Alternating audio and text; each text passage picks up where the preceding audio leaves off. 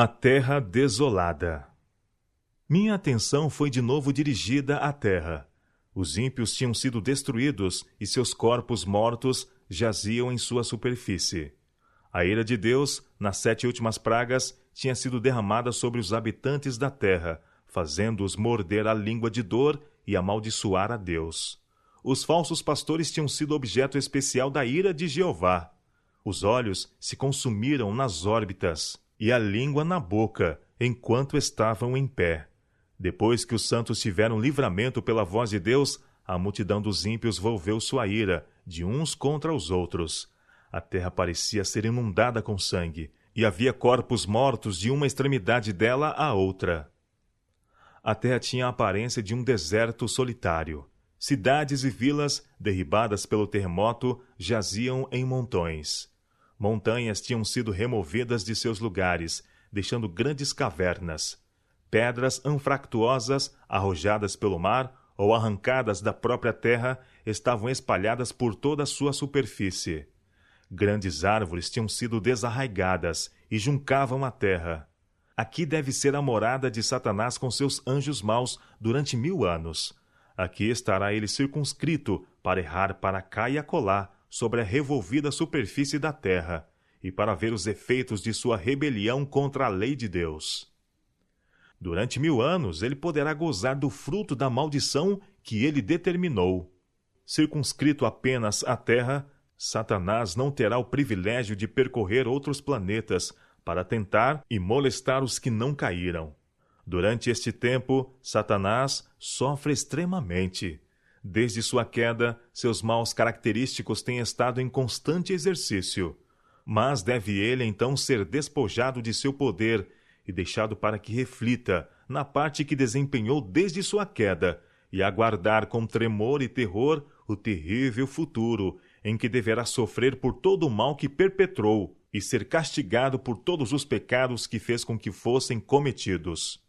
Ouvi aclamações de vitória dos anjos e dos santos remidos, os quais ressoavam com 10 milhares de instrumentos musicais, porque não mais deveriam ser molestados e tentados por Satanás, e porque os habitantes de outros mundos estavam livres de sua presença e tentações.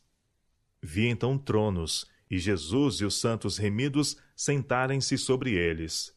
E os santos reinaram como reis e sacerdotes para Deus. Cristo, em união com seu povo, julgou os ímpios mortos, comparando seus atos com um código, a palavra de Deus, e decidindo cada caso segundo as obras feitas no corpo. Então designaram aos ímpios a parte que deverão sofrer, segundo suas obras, e isto foi escrito defronte de seus nomes no livro da morte.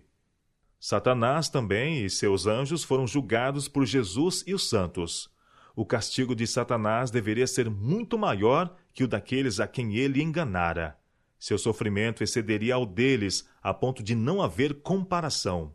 Depois que todos aqueles a quem ele enganara houverem perecido, Satanás deverá ainda viver e sofrer muito mais tempo. Depois que se concluiu o juízo dos ímpios, no final dos 1000 anos, Jesus deixou a cidade, e os santos, bem como um cortejo da hoste angélica, o acompanharam. Jesus desceu sobre uma grande montanha, a qual logo que seus pés a tocaram, se repartiu de alto a baixo, e se tornou uma grande planície. Então olhamos para cima e vimos a grande e bela cidade, com 12 fundamentos e 12 portas, 3 de cada lado e um anjo em cada porta. Exclamamos: a cidade, a grande cidade, vem descendo de Deus, do céu.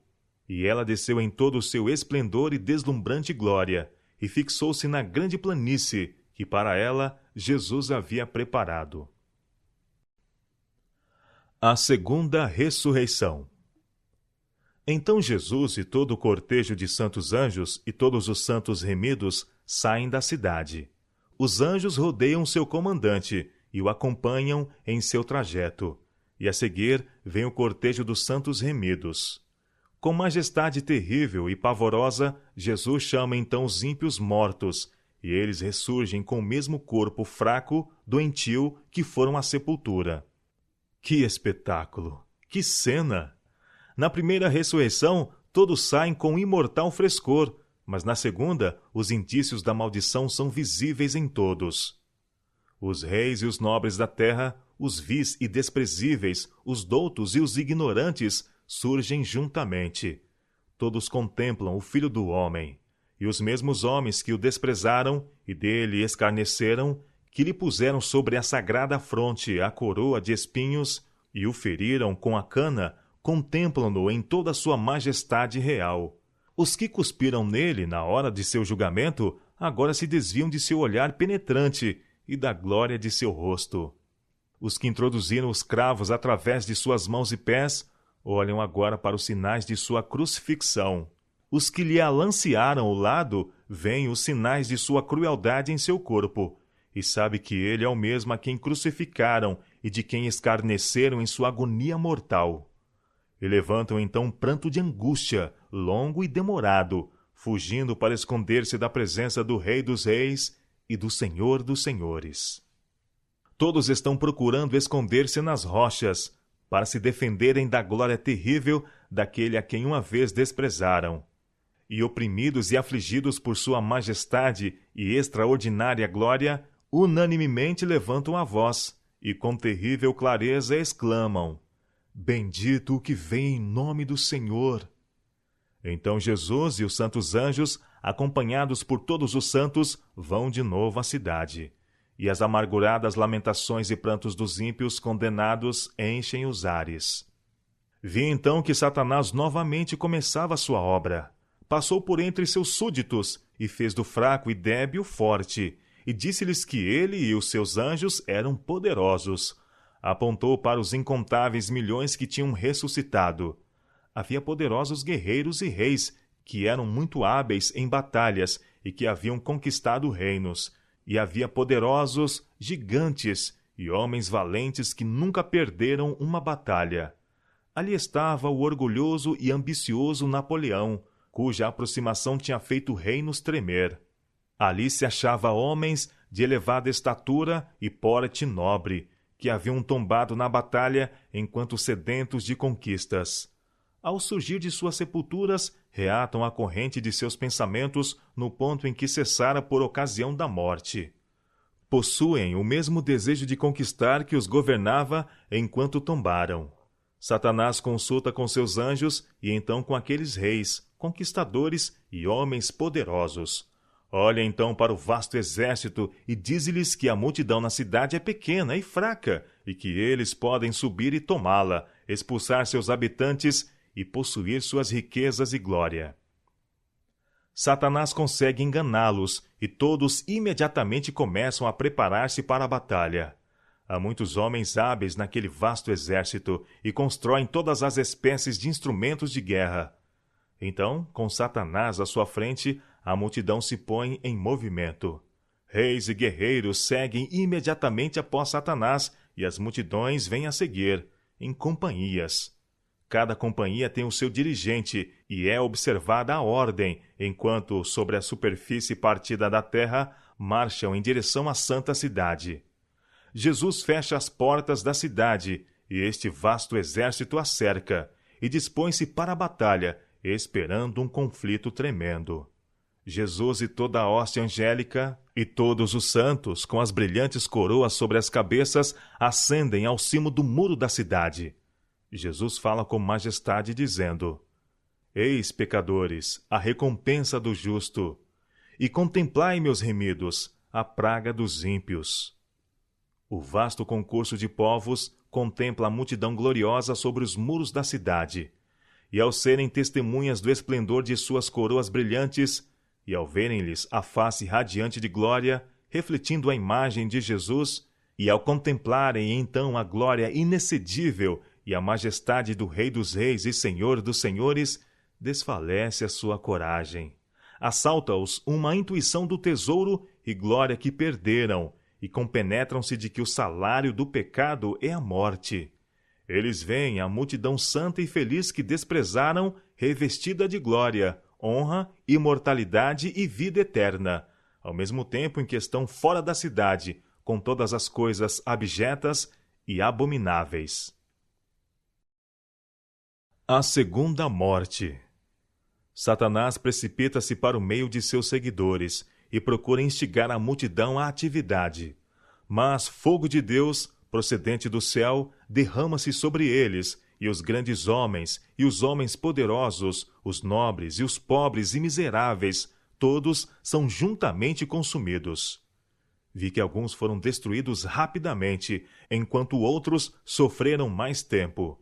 Foram castigados segundo as ações feitas no corpo. Alguns ficaram muitos dias a consumir-se, e precisamente enquanto houvesse uma parte deles a ser consumida, permaneceu toda a sensação do sofrimento. Disse o anjo: o verme da vida não morrerá. Seu fogo não se apagará enquanto houver a mínima partícula para ele devorar. Satanás e seus anjos sofreram muito tempo. Satanás não somente arrostou o peso e castigo de seus próprios pecados, mas também dos pecados da hoste dos remidos, os quais foram colocados sobre ele, e também deve sofrer pela ruína de almas, por ele causada. Vi então que Satanás e toda a hoste ímpia foram consumidos, e foi satisfeita a justiça de Deus, e todo o exército dos anjos e os santos remidos todos, com grande voz, disseram: Amém. Disse o anjo: Satanás é a raiz, seus filhos são os ramos. Estão agora consumidos, raiz e ramos. Morreram morte eterna, jamais deverão ter ressurreição, e Deus terá um universo puro. Olhei então e vi o fogo que tinha consumido os ímpios, queimando o resíduo e purificando a terra. Olhei de novo e vi a terra purificada. Não havia um único indício da maldição. A superfície quebrada e desigual da terra agora parecia como uma planície nivelada e extensa. Todo o universo de Deus estava puro e o grande conflito para sempre finalizado. Para onde quer que olhávamos, tudo em que repousava o olhar era belo e santo. E todo o exército dos remidos, velhos e jovens, grandes e pequenos, lançavam as brilhantes coroas aos pés de seu Redentor e prostravam-se em adoração perante ele. E adoravam aquele que vive para todo sempre. A linda terra nova, com toda a sua glória, era a herança eterna dos santos. O reino e o domínio, e a grandeza dos reinos debaixo de todo o céu, foram então dados aos santos do Altíssimo, os quais deveriam possuí-los para sempre. Sim, para todo sempre.